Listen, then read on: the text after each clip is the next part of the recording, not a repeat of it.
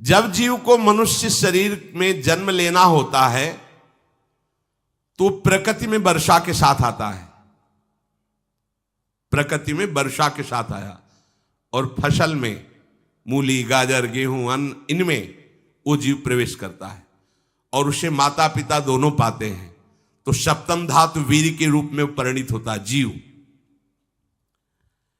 वो वीर कण के रूप में माता के उदर में जब प्रवेश करता है तो एक रात्रि में मां का और पिता का, दोनों का वो जो वीर मिलता है, उस रज और वीर के मिलने से एक कलल सा बनता है। 5 रात्रि व्यतीत होने के बाद एक बुदबुदा सा बनता है। 10 रात्रि व्यतीत होने के बाद एक बेर की सी आकृति होती है। फिर उसके बाद उसमें धीरे धीरे मांसपेशियां बढ़ने लगती हैं। 1 महीने में उसके सिर निकल आता है, 2 महीने में हाथ पांव अंगों का विभाग होता है, तीसरे महीने में नख, रोम, अस्थि, चर्म, स्त्री पुरुष के चिन्ह प्रकट हो जाते हैं, 4 महीने में मांसादि 7 धातुएं प्रकट हो जाती है, 5वें महीने में चेतना जागृत हो जाती है। जैसे अपने चेतना, ऐसे 5वें महीने में गर्भस्थ शिशु की चेतना जागृत हो गई। जीव है पर चेतना 5 महीने बाद मां के गर्भ में जागृत। अब उसे भूख लगती है, प्यास लगती है, वहां की तापमयी जलन, पीड़ा, छोटे छोटे कीड़ों के द्वारा काटना। 6ठे मास में झिल्ली से लपटा हुआ मां की दाहिनी कोख में कीड़े की तरह तड़पता है। उस समय माता को कड़वे और खट्टे पानी की लालसा होती है, जिससे उसके अंगों में जाकर भयंकर जलन होती है। यह है भोग। वो कृमि कीड़े की तरह तड़पता है। मलमूत्र के गड्ढे में बीच में झिल्ली में बंधा हुआ वो जीवात्मा सुकुमार तो होता है, वहां के कीड़े उसे नोचते छोटे छोटे, वो तड़पता है। माता प्रसन्न होती कि जब बच्चा हिलता है, बोले है उसकी दुर्गति हो रही, वहां भयंकर कष्ट पा रहा है। ऐसा क्लेश होता है कि क्षण क्षण में बेहोश होता रहता है। माता के खाए हुए कड़वे, तीखे, गरम, नमकीन, रूखे, खट्टे, यही पदार्थ पाने की इच्छा होती है माता, क्योंकि उसको भोग भोगना है। उसके कोमल शरीर में भयानक पीड़ा होती है जब माता ऐसे पदार्थ खाती है। गर्भाशय की झिल्ली में लिपटा हुआ, आंतों और मलमूत्र से घिरा हुआ सिर, पेट की और पीठ और गर्दन एक कुंडलाकार, ऐसे कंकण जैसा, ऐसी आकृति गर्भस्थ शिशु की होती है। पिंजड़े में बंद पक्षी के समान पराधीन, ना तो वो हिलडुल सकता है ना बोल सकता है, बड़ा असमर्थ दुख को भोग रहा है, चेतना पूरी है। इसी समय भगवान द्रवित होकर उसे ज्ञान देते हैं, गर्भस्थ शिशु को, सबको। जे उसे ज्ञान होता है तो सैकड़ों जन्म के कुकर्मों से याद आते हैं, सैकड़ों जन्म के। ओहो, ये मेरे कर्म का ही फल, मैंने ऐसे कर्म किए इसलिए दुख भोग रहा हूं। बेचैन हो जाता है, कैसे निपट पाऊंगा, सैकड़ों जन्म के कर्म जमा है।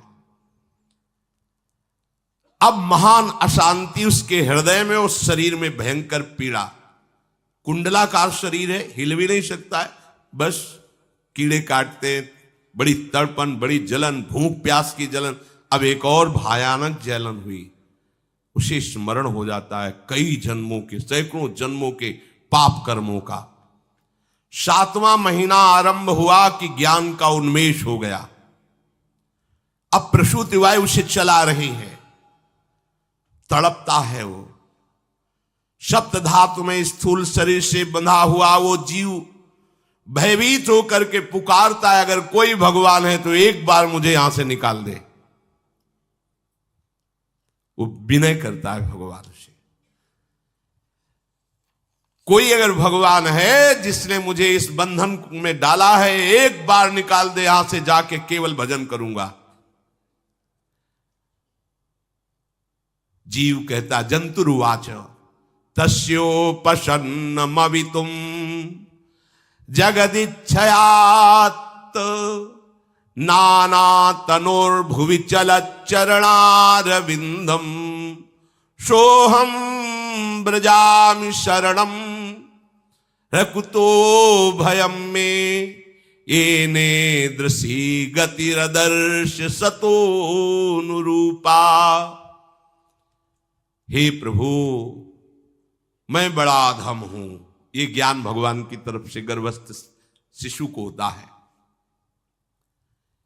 देखो, स्वयं वो इतना कष्ट पा रहा है, फिर जब आप गर्भ हत्या करते हैं तो आपका पाप कितना बड़ा होगा, सोचो।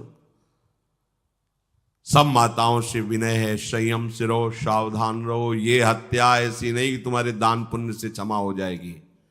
ये जो भ्रूण हत्या है, गर्भ हत्या है, बहुत बड़ा पाप है। आप लोग अज्ञान के कारण इसको ध्यान नहीं देते, इसे खिलवाड़ समझते हो। कितना ज्ञान है। बेटी ही मां है, बेटी ही बहन है, बेटी ही पत्नी बनती है, बेटी ही किसी के जीवन को धारण करने वाली बनती है। और आपने गर्भ में देख लिया बेटी है, तुम स्वयं मां होकर उसका साथ दे रहे हो, उसका नष्ट करने के लिए। हमारी तो बात ही समझ में नहीं आती, क्या बुद्धि भ्रष्ट हो गई। अगर पुरुष का इतना महत्व है तो बेटियां ना हो तो तुम्हारी कौन सी गति होगी, सोचो जरा। जीना मुश्किल हो जाएगा तुम्हारा। तुम पुरुष किस काम के रह जाओगे। तुम्हारा अर्धांग काट दिया जाए तो तुम कैसे होगे। ये स्त्री स्वरूप अर्धांग है। जिस घर में मां बहन नहीं है, स्त्री स्वरूप नहीं, श्मशान जैसा वो होता है। ध्यान दीजिए, ये बहुत बड़ी गलती है जो अपनी बेटियों की हत्या करते हैं। और ये वो पाप है जो अक्षम्य अपराध है। स्त्री हत्या करना शास्त्रों में बहुत बड़ा पाप कहा गया है। फिर वो तो बच्चा है, बिल्कुल नहीं। जिनसे हो गया है, श्रीमद् भागवत का सप्ताह मूल संस्कृत से सुनो और भगवान से प्रायश्चित प्रार्थना करो कि हे नाथ, भूल से गलती हो गई, दूसरा कोई उपाय नहीं। ध्यान से समझ लीजिए, तुम्हारे भ्रूण हत्या, गर्भ हत्या के पाप को नष्ट करने में एकमात्र श्रीमद् भागवत समर्थ है, दूसरा कोई नहीं। कोई दान पुण्य तीर्थ स्नान तुम्हें क्षमा नहीं कर पाएगा। यह ऐसा महापाप है। अगर हृदय में जलन करके और मूल संस्कृत के द्वारा पूरी 7 दिन में भागवत श्रवण की जाए नियम से, तो भागवत समर्थ है, इस हत्या के पाप से भी आपको मुक्त कर देगी। जिनके ऐसे हत्या हो गई हो करवा लो, नहीं तो बुद्धि आगे भ्रष्ट करके तुम्हें हरि गुरु से विमुख कर देगा। ये पाप ऐसा नहीं कि तुम्हें 2-4 माला घुमाने से क्षमा हो जाएगा। ये महत अपराध है। सबकी समझ में नहीं आता, समझ जाओ, नहीं तो आप जहां भी हो वहीं से भ्रष्ट कर देगा। ये अपराध नष्ट नहीं होगा, श्रीमद् भागवत की कृपा से नष्ट हो जाएगा। यह हमें बहुत विश्वास है। श्रीमद् भागवत सप्ताह की यह है ही महामहिम।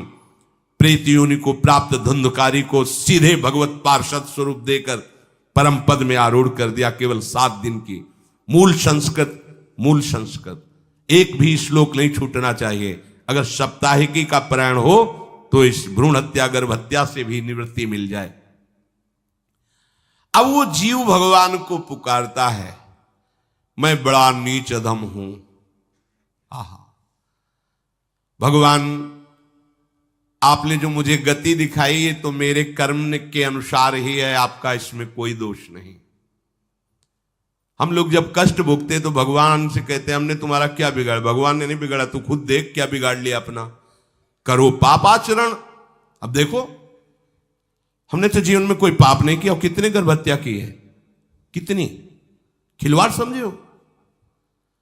ये बिल्कुल भयावह चीज है। आप लोगों को नहीं, हम बार बार इसीलिए कह रहे कि भयावह वस्तु है, तुम्हें बहुत ऊंचाई से घसीट के भ्रष्ट कर देगी। बहुत होश में हो, भूल के कभी ऐसा न करना जहां तक हमारी आवाज पहुंचे, जहां तक सुनाई दे।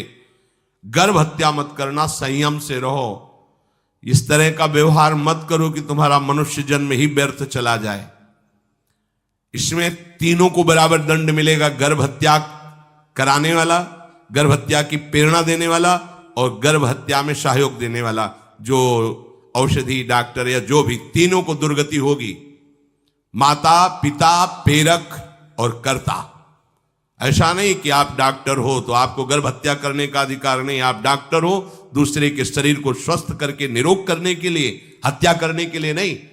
कोई भी हमारा संविधान ऐसा आदेश नहीं करता कि आप गर्भ हत्या कर दो, ना भागवतिक और ना भारतीय संविधान। ऐसा संविधान आदेश नहीं करता। अब वो जीव कह रहा है कि प्रभु मेरे योग्य ही है आपने जो मुझे दंड दिया है। मैंने सुना है कि आपकी शरण में जो आता है आप उसकी रक्षा कर लेते हैं।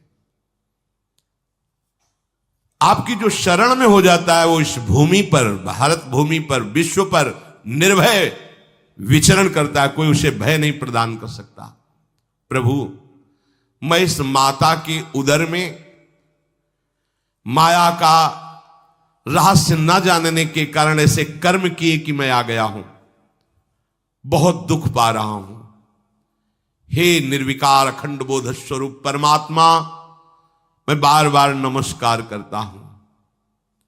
प्रभु मेरे ऊपर कृपा कर दो, एक बार इस गर्भ से निकाल दो। मैं यहां से बाहर जाकर आपका निरंतर भजन करूंगा। ये वादा करके आए हम प्रभु से सब। प्रभु ने करुणा करके हमें चांस दिया है मनुष्य शरीर। प्रभु मैं बहुत जन्मों से इस समय स्मृति आ रही, देख रहा हूं कर्मों में भटकता रहा आपसे विमुख होकर के। ये जो मुझे अभी ज्ञान हो रहा है केवल आपकी कृपा से तत्कालिक है, तत्कालिक। एक तत्कालिक वैराग्य होता है, जैसे कथा सुनियो मन में आया कि अब तो भजन ही करना है। ये तत्कालिक है, स्थायी नहीं है। इसे स्थायी बनाओ। प्रभु आप अंतर्यामी हो, आप सब कुछ जान रहे हो।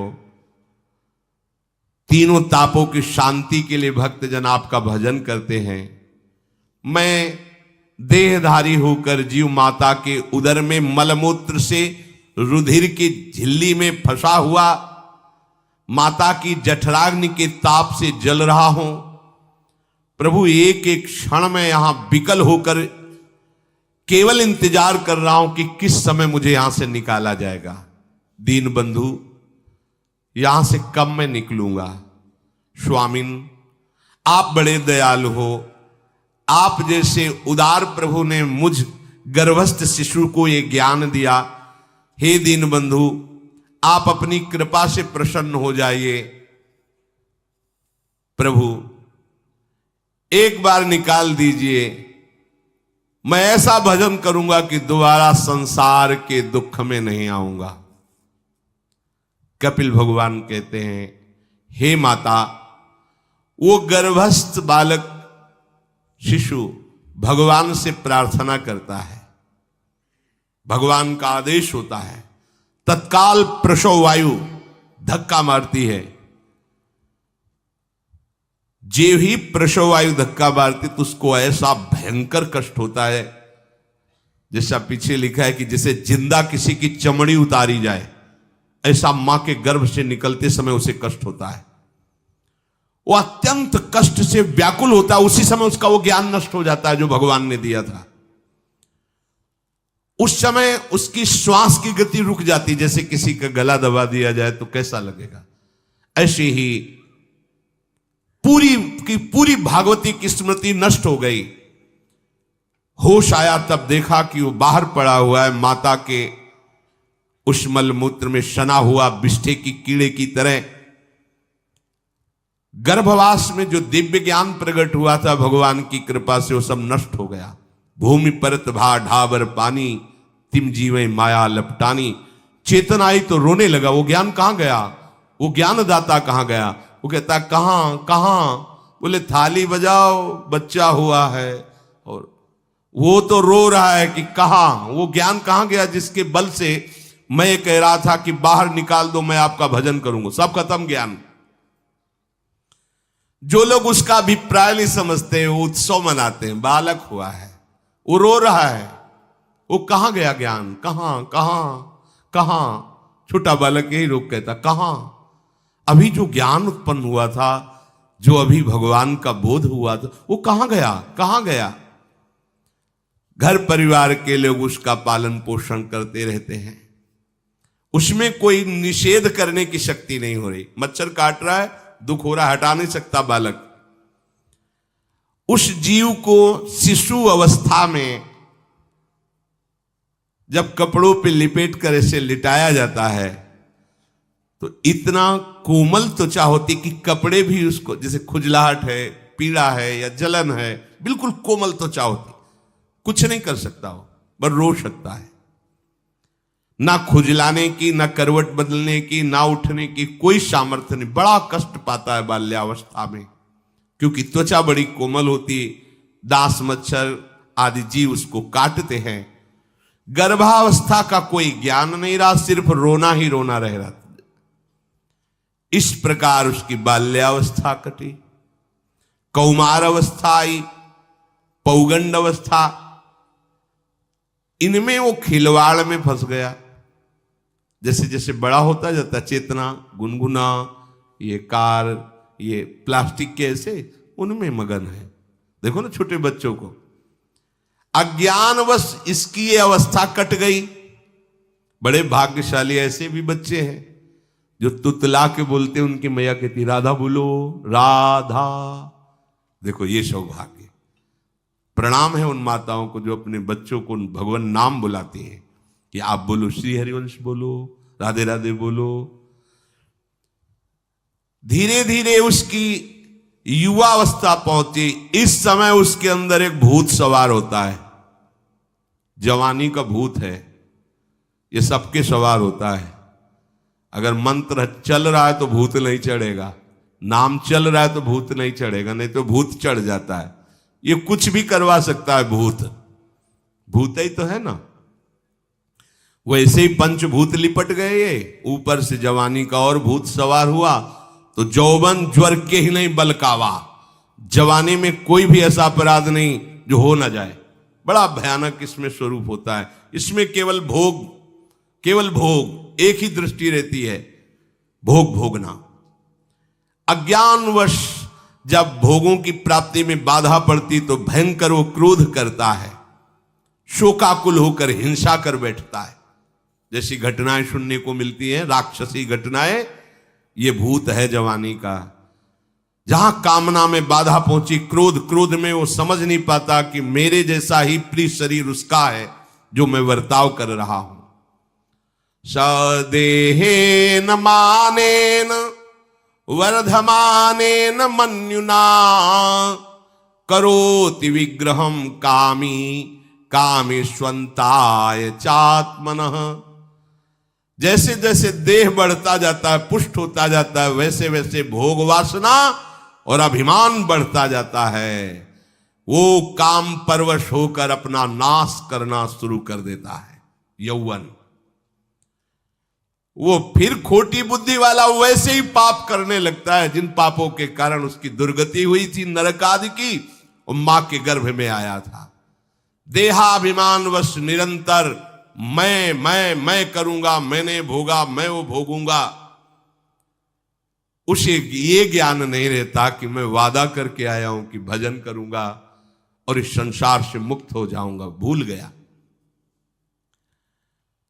इसी शरीर से उसको फिर भयंकर कष्ट भोगने पड़ेंगे। इसी का नाम संसार चक्र है।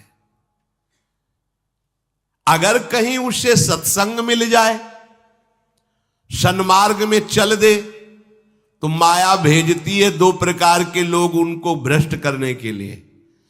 एक जिह्वा रसेंद्री को और एक उपस्थेंद्री जनेंद्री के भोगों का समागम भेजती है। फिर ही भोगो, ध्यान रखना, शास्त्र है, सत्य एक एक अक्षर है।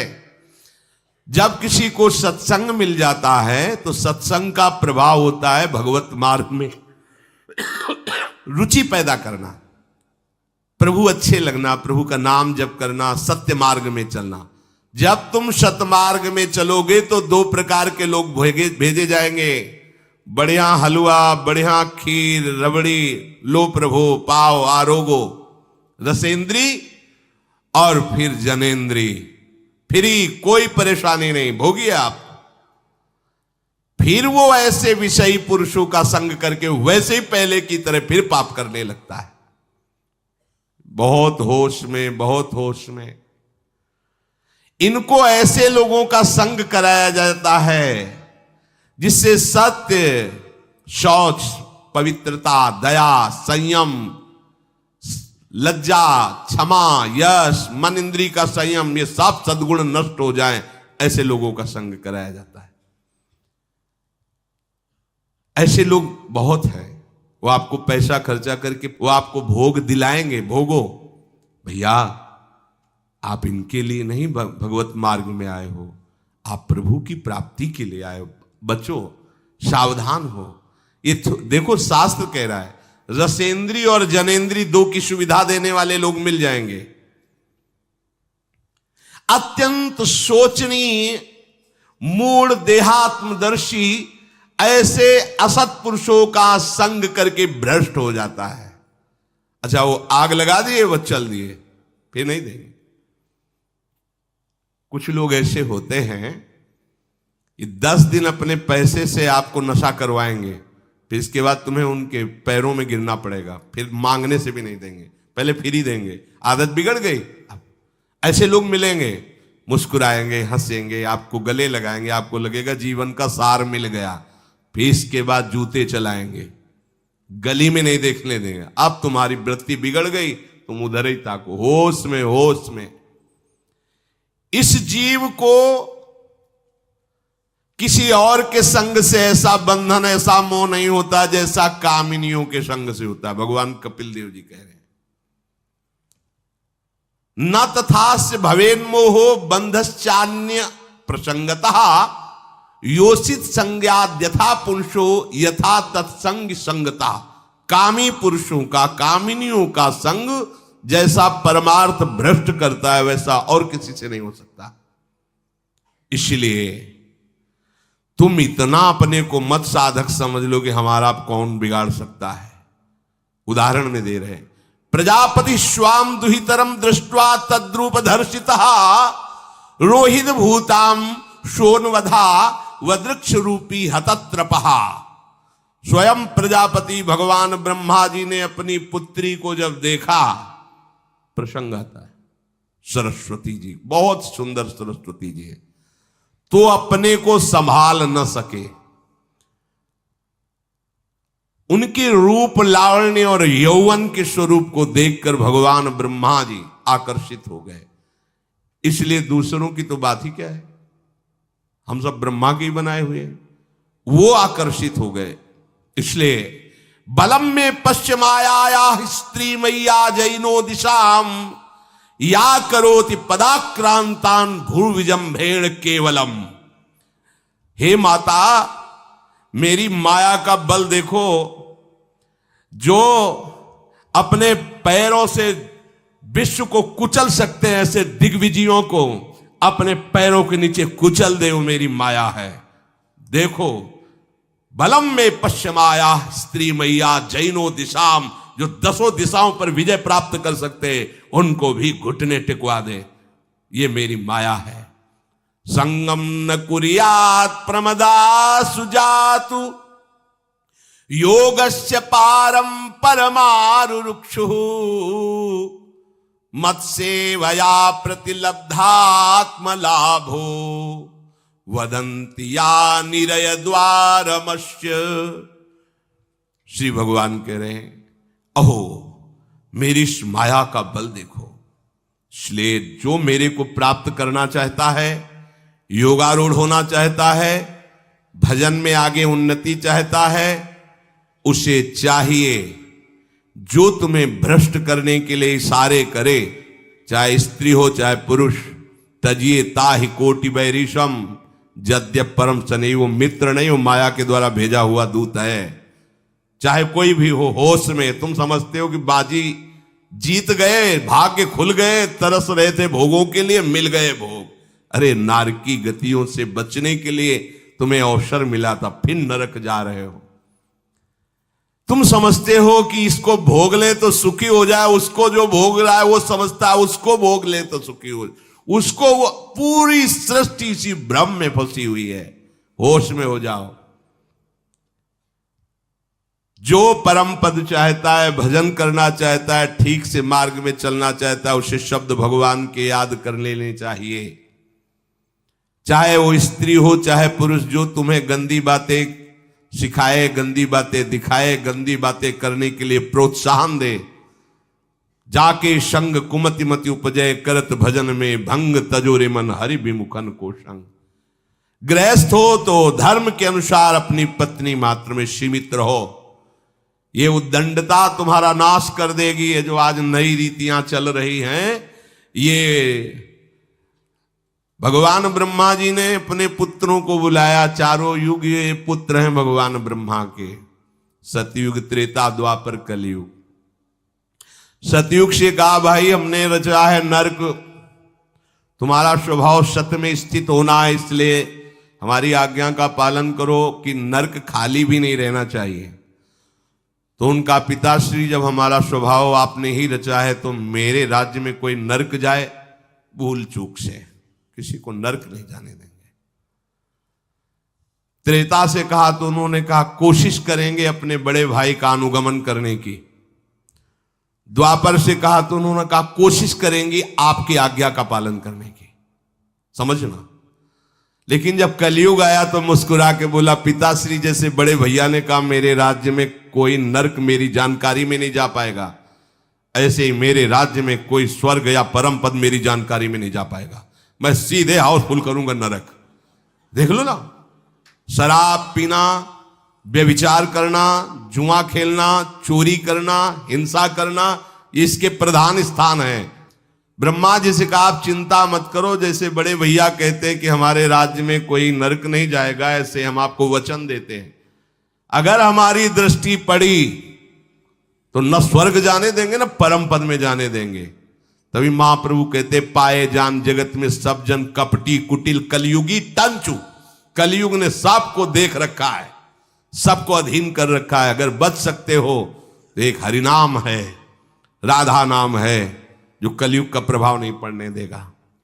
इसलिए होश में, चाहे वो पुरुष हो या स्त्री हो, रिश्तेदार हो, नातेदार हो, कोई हो, जिसके संग से भोग वासना बढ़े, भगवत विमुक्ता हो, दूरी बना लो, तत्काल दूरी बना लो। वो मित्र नहीं, वो भारी दुश्मन है, जो तुम्हें फिर वही दुर्गति में ले जाएगा जो गर्भ में वादा किया वो नहीं कर पाओगे।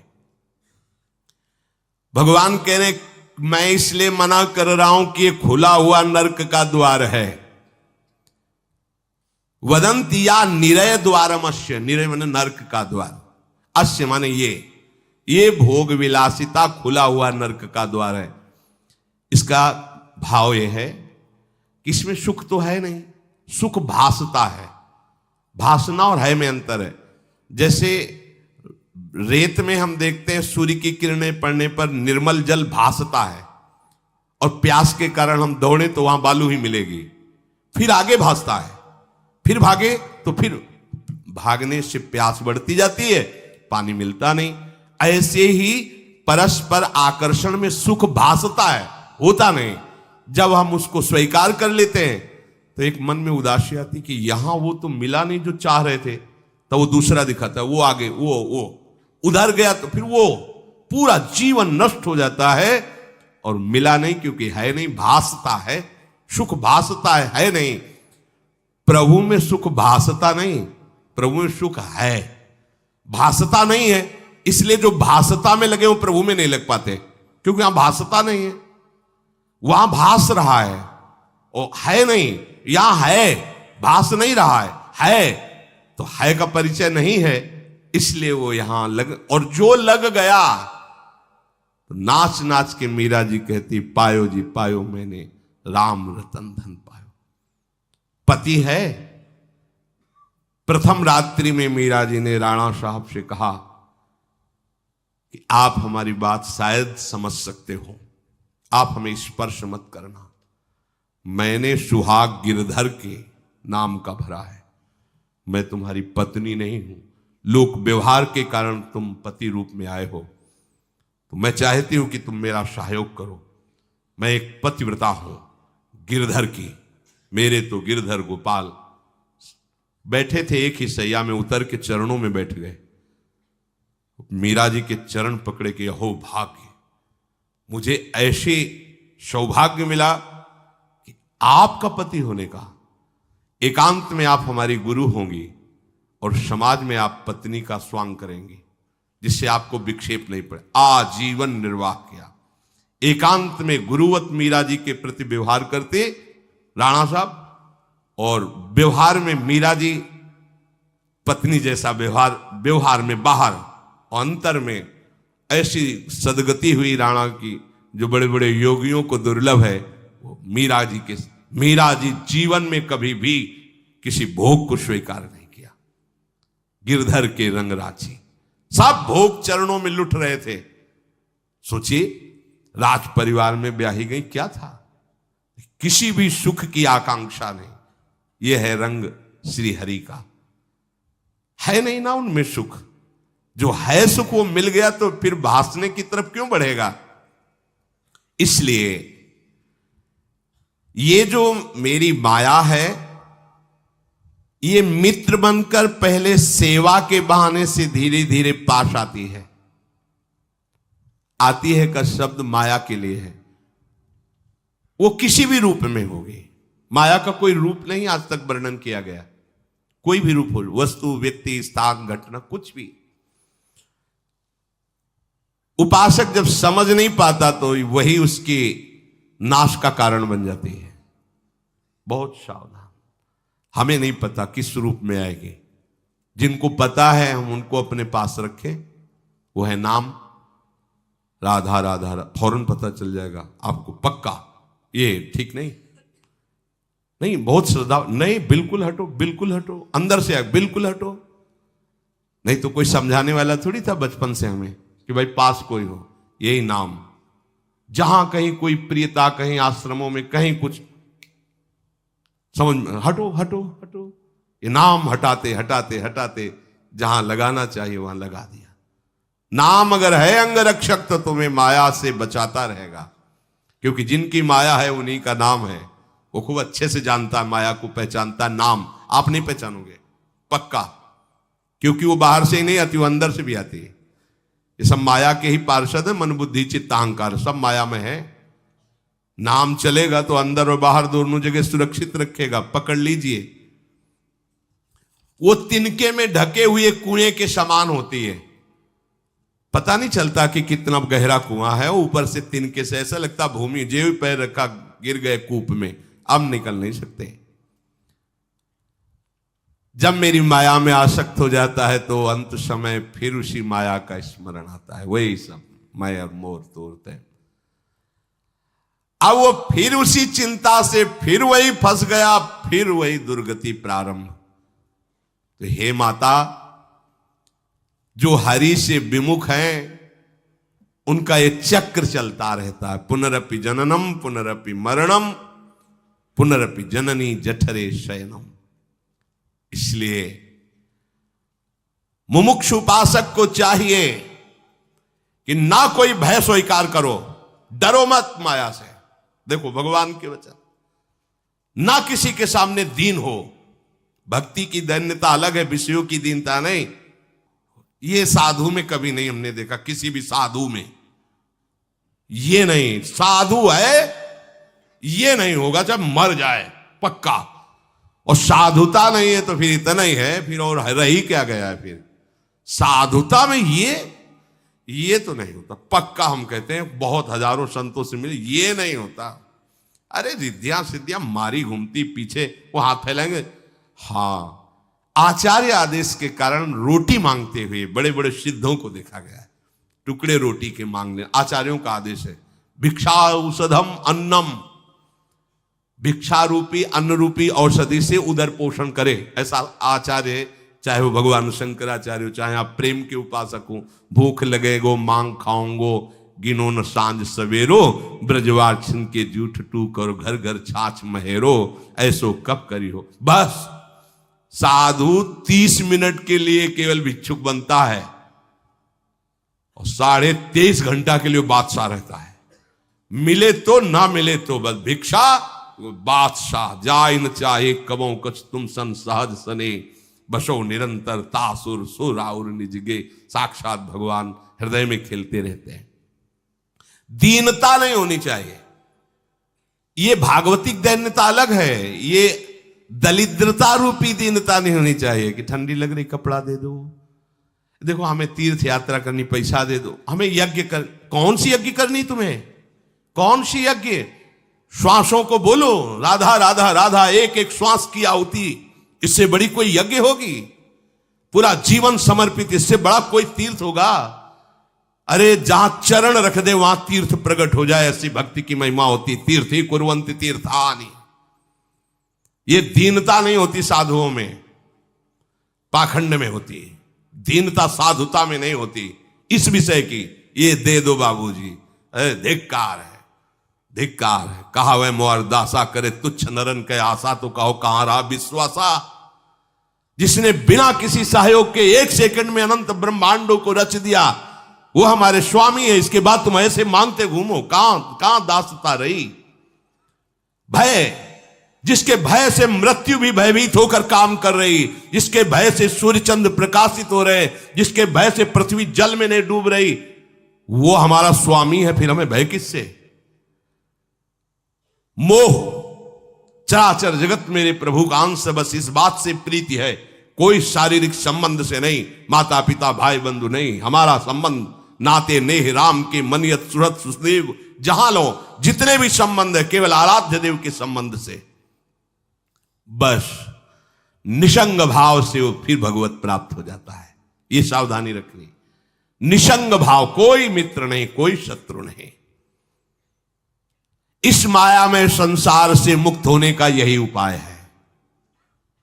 भय नहीं, दीनता नहीं, मोह नहीं, किसी का संग नहीं, और अपने श्यामा श्याम श्यामा श्याम श्यामा श्याम, उनके नाम की, उनके आश्रित। वो आगे से आगे ऐसा दुलार करते हैं, आपको सोचना ही नहीं पड़ेगा।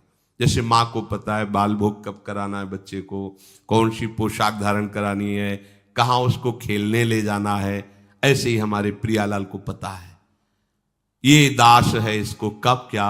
सच्ची मानिए, आगे से आगे व्यवस्था उनकी। आश्चर्य में हो जाओगे आप जब अपना अहंकार उनको समर्पित कर दोगे। हम अहंकारी जीव अपने अहंकार के कारण धक्का खाते घूम रहे। नहीं, अखिल कोटि ब्रह्मांडों का सृजन करने वाला प्रभु है। 4 लाख योजन का एक पहाड़ केवल है, सोने का प्योर सोने का, मिलावट नहीं।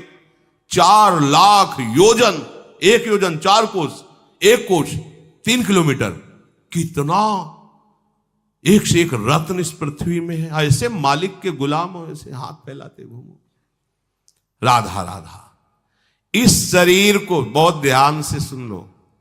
जो इस शरीर को निक्षेप माने धरोहर होता है, धरोहर की भांति।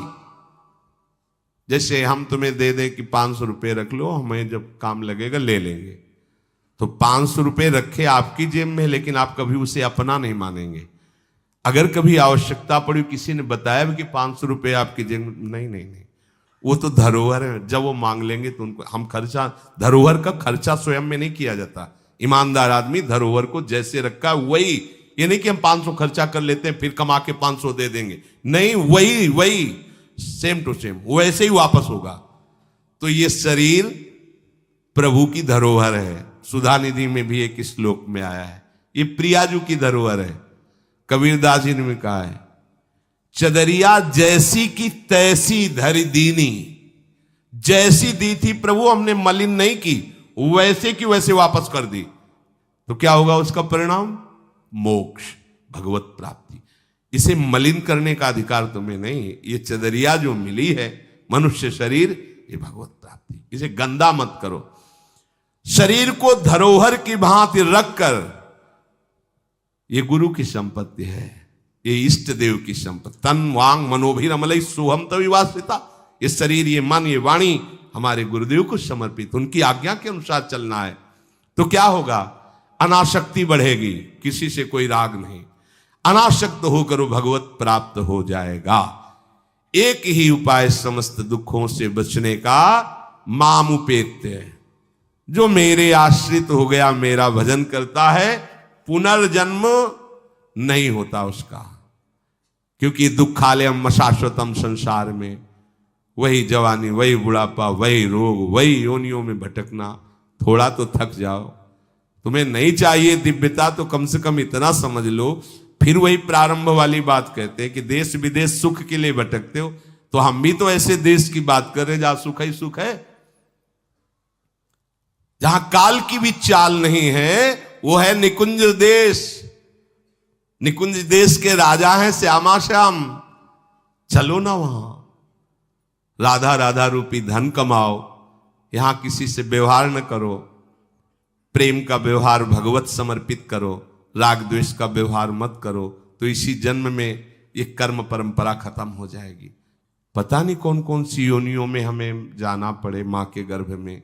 इसलिए भाई ये आखिरी जन्म होना चाहिए, ऐसा कर लो, ऐसा धन कमा लो जो तुम्हारे साथ चले, वो है राधा नाम। अब जीवन में धोखा ना होने पावे। सबसे प्रार्थना है बच जाओ, आगे और कलयुग भयानक रूप लेके आएगा, आपसे भजन नहीं होगा। अभी देख लो, न खान पान पवित्र है, न संग पवित्र है, न दृश्य पवित्र है, आगे तो और भी। ये ऐसा समय पैदा करेगा कलयुग कि कोई राम कृष्ण हरि नाम सुनाई नहीं देगा। भा भ्रष्टाचारा सब संसारा धर्म सुने नहीं, कहीं स्वाहा स्वधा तो खत्म होता जा रहा है। देख लो, पहले यज्ञों की भरमार होती थी, कहां यज्ञ हो रहे हैं। ऐसे ही अभी सत्संग सुनने को मिल रहा है। कितने जगह सत्संग होता है, भगवत प्राप्ति का कितनी जगह सत्संग होता है, खोज लो आप पूरे भारत में। कितनी जगह शुद्ध शास्त्र सम्मत भगवत मार्ग की बात मिलेगी। कितने नाम जापक रह गए हैं। वास्तविक आगे चल करके आपको सपोर्ट ही नहीं मिलेगा भक्ति का। जैसे अभी डरने लगे कि अगर तिलक लगा के जाएंगे तो ऑफिस वाले क्या कहेंगे, स्कूल में तो कंठी और तिलक ही नहीं धारण करने दिया जाता। बच्चे कहते हैं, घर में कहते हैं तुम सुहागवती हो, कंठी तो विधवा धारण करती हैं। कैसा दुर्बुद्धि घर वाले। और ठाकुर सेवा ये तो विधवाओं का काम हुआ। सच्ची सौभाग्यवती वही है जिसने ठाकुर सेवा स्वीकार कर ली। सच्चा मंगलसूत्र कंठी ही है जिसने हरि का पहन लिया। कैसी मंद बुद्धि है लोगों की। ऐसी मतलब सौभाग्यवती भी कंठी पहन सकती हैं, तो हमें लगता है इससे बड़ा दुर्भाग्य क्या होगा, हम इसे सौभाग्य मानेंगे। राम हरि कृष्ण बोल न पावे, कंठी न धारण करे, रज न धारण करे और उसे सौभाग्यवती, तो कौन सा सौभाग्य। मरण धर्मापति, कुछ दिन में वो भी मरेगा, फिर बनना क्या बनना। न भजन लायक रह जाओगे, न संसार लायक रह जाओगे। प्रार्थना मान लो, थोड़ा कड़ुआ लगेगा लेकिन बहुत मीठा है परिणाम इसका। यत् अग्रे विस्मयो परिणामे अमृतोपमम। जिसमें शुरुआत विष जैसी लगे उसका परिणाम अमृत में होता है। खूब भजन करो और इसी जन्म में श्री जी को प्राप्त करो। श्री राधा।